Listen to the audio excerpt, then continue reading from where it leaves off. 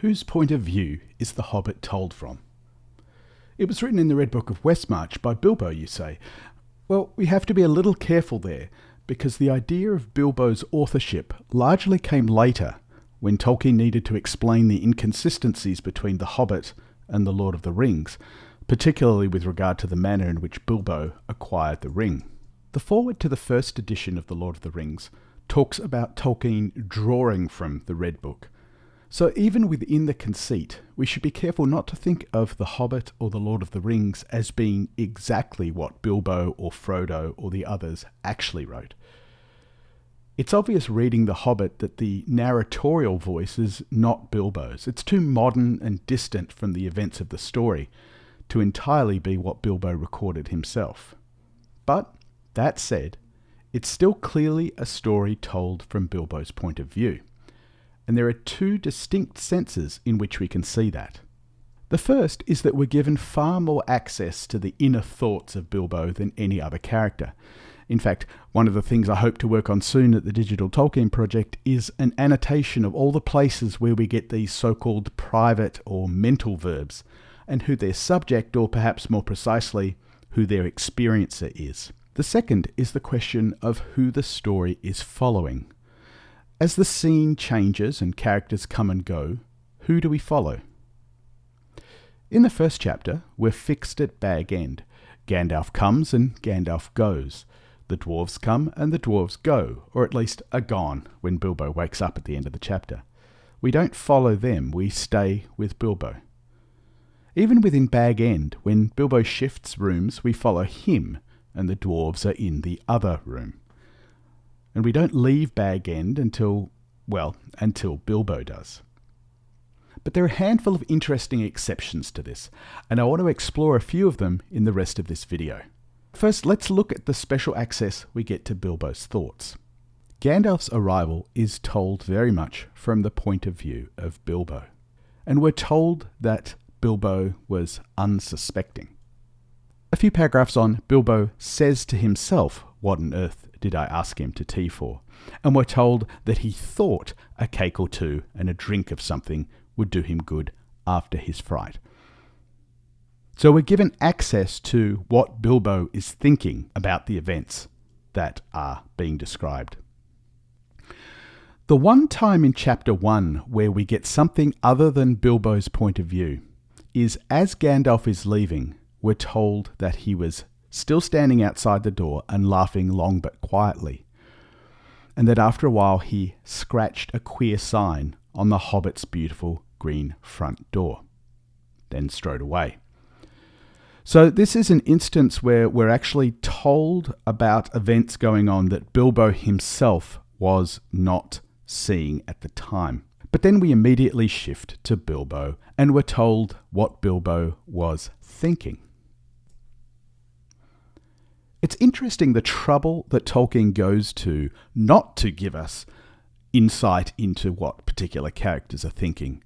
So here's a case where what Thorin is thinking is hinted at, not described directly. Instead, it's the tone of Thorin's voice that seems to show us that he was guessing what was on the Hobbit's mind. Tolkien could have told us exactly what Thorin was thinking. Instead, he just hints at it by describing the tone that Thorin was using. And notice how spatially we're still following Bilbo around here. After a while and a drink, Bilbo crept nervously to the door of the parlour. This is what he heard. So it's very much from Bilbo's point of view. Then Mr. Baggins turned the handle and went in. We're getting Bilbo's perspective, and we're following Bilbo as he moves around Bag End. And then at the end of the chapter, we're told that Bilbo was tired and not altogether happy, but again we get insight into his thoughts. He's made up his mind not to bother to get up very early. And we stay with Bilbo's point of view. He's lying in bed and he could hear Thorin still humming to himself in the best bedroom next to him. Now I think the first time that we get insight into someone else's thoughts is in chapter 2, where we're told that Balin was wondering where Bilbo was, and before he knew what was happening. So this is actually really unusual that it's expressed this way, that we're told what Balin was thinking, what he was wondering. One other rare example is in this paragraph where we're told that Gandalf was listening to the growling and yelping. He was beginning to be dreadfully afraid, and we're told what he was feeling. Notice this paragraph has narratorial intrusion, though. We've got this "now you can understand." And I think it's significant that the narratorial intrusion is seen here along with this insight into what Gandalf was thinking and feeling. But there's one striking example where the point of view shifts, and it's just a couple of paragraphs later, where we read, "What is all this uproar in the forest tonight?" said the Lord of the Eagles. He was sitting, black in the moonlight, on the top of a lonely pinnacle of rock at the eastern edge of the mountain. So all of a sudden, our point of view is no longer with Bilbo and the dwarves, but is now a long way away with the Lord of the Eagles. And it continues. He could not see, he could make out. He could see, he could hear the howling. He could see the glint of the moon on goblin spears. So we're told quite a bit about what the eagle is experiencing mentally. This is quite unusual for The Hobbit up until this point. The next example I want to talk about is after the commotion with the spiders. And we get this paragraph. All of a sudden, Dwalin opened an eye and looked round at them. "Where is Thorin?" he asked. Now, this is the second time that this question of where a character is. Remember, Balin was wondering where Bilbo was. Here, Dwalin wakes up and asks, "Where is Thorin?" And here's where things get interesting. We actually get a bit of narratorial intrusion here. Where indeed was Thorin? And we get a little bit of insight into their thinking. They wondered what evil fate had befallen him, although maybe that was spoken out loud. But then we get another bit of narratorial intrusion. There we must leave them for the present. So this is a really strong indication that we're going to shift point of view now. It's actually being spelled out quite clearly by the narrator. But interestingly, we don't shift directly to Thorin's point of view. Instead, the past perfect is used here, almost as if we're just getting a retelling by the narrator. It's the narrator because we get things like, "You remember Bilbo." But notice it's Thorin had been caught. The next time it had been Thorin. So we're not directly following Thorin's point of view. This is very much a retelling in the past perfect. And again, it continues. The sounds of the battle next day had passed over him unheard. Then the wood elves had come to him and bound him and carried away. And then we get this really, really interesting digression that I just want to touch on because it's so fantastic seeing this in The Hobbit. They differed from the high elves of the West, we're told. And we're told that they were descended from the ancient tribes that never went to ferry in the West. What we actually have in this paragraph is some background from the Silmarillion. This is the sundering of the elves, and we're being told about it in The Hobbit 40 years before the publication of the Silmarillion. It continues, though. We're told about the light elves and the deep elves and the sea elves. These are the Vanya, the Noldor, and the Teleri. And we're told that they grew fairer and wiser and more learned in the West, and they invented their magic and their cunning craft in the making of beautiful and marvellous things. I wonder what that's referring to. Before some came back into the wide world. And so we have the setup of the story of the Silmarillion hinted at here in The Hobbit. It's really quite remarkable. But let's come back to things. Now we're being set up for where Thorin has been taken. And it begins in a great cave some miles within the edge of Mirkwood on its eastern side. There lived at this time their greatest king. There lived. Does it sound familiar? It's their opening to The Hobbit. And we're told this great cave from which countless smaller ones opened out on every side, wound far underground, and had many passages and wide halls. But it was lighter and more wholesome than any goblin dwelling, and neither so deep nor so dangerous. We're told that the king's cave was his palace and the strong place of his treasure and the fortress of his people against their enemies. But notice all the similarities with the opening to the book. In a great cave versus in a hole. There lived the greatest king versus there lived a hobbit. We're told what the door or doors are like to both places. And notice we're also told that this great cave from which countless smaller ones opened out on every side, wound far underground. In the first chapter, we were told that the tunnel wound on, that many little round doors opened out of it, first on one side and then on another. And the comparison is made in both cases between what the hobbit hole or cave was actually like versus perhaps what you may have been worried it was like.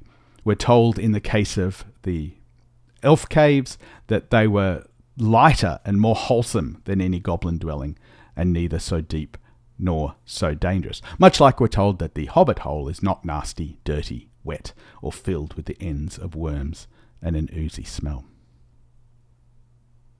Probably the most striking example of a change in point of view happens in chapters 12 through 15. Chapter 12 ends. Slowly Thorin shook off his dreams, and getting up he kicked away the stone that wedged the door. Then they thrust upon it, and it closed with a snap and a clang. No trace of a keyhole was there left on the inside. They were shut in the mountain. And not a moment too soon. They had hardly gone any distance down the tunnel when a blow smote the side of the mountain like the crash of battering rams made of forest oaks and swung by giants. The rock boomed, the walls cracked, and stones fell from the roof on their heads. But now we shift to Smaug's point of view. And again, notice the had here. This is switching back to Smaug's point of view from slightly earlier. He'd left his lair in silent stealth. He'd quietly soared into the air and then floated heavy and slow in the dark like a monstrous crow.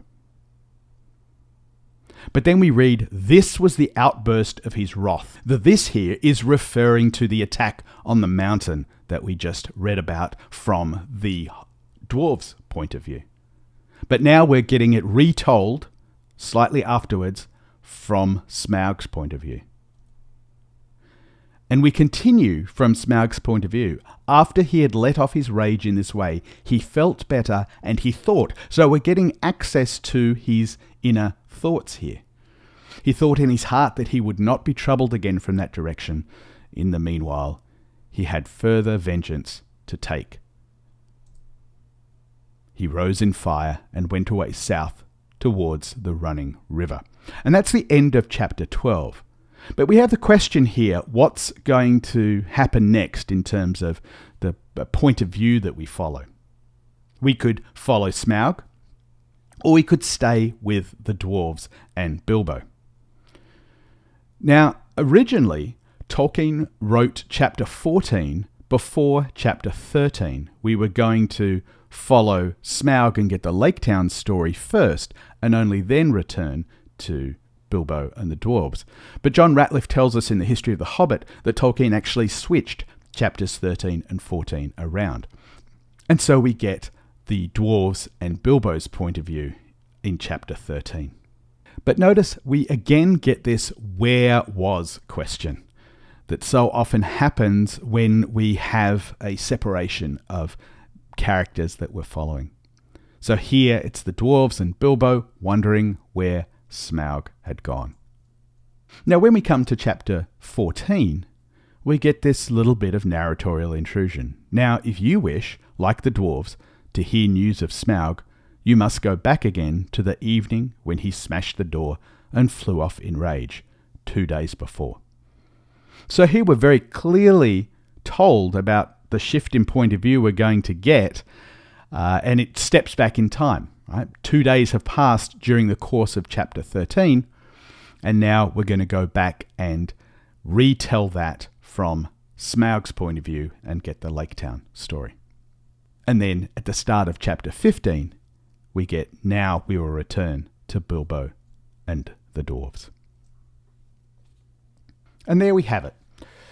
The Hobbit is mostly told from Bilbo's point of view, both in terms of who we follow and whose internal thoughts we get access to. But there are a handful of places where we get the thoughts of Balin or Gandalf or even Smaug.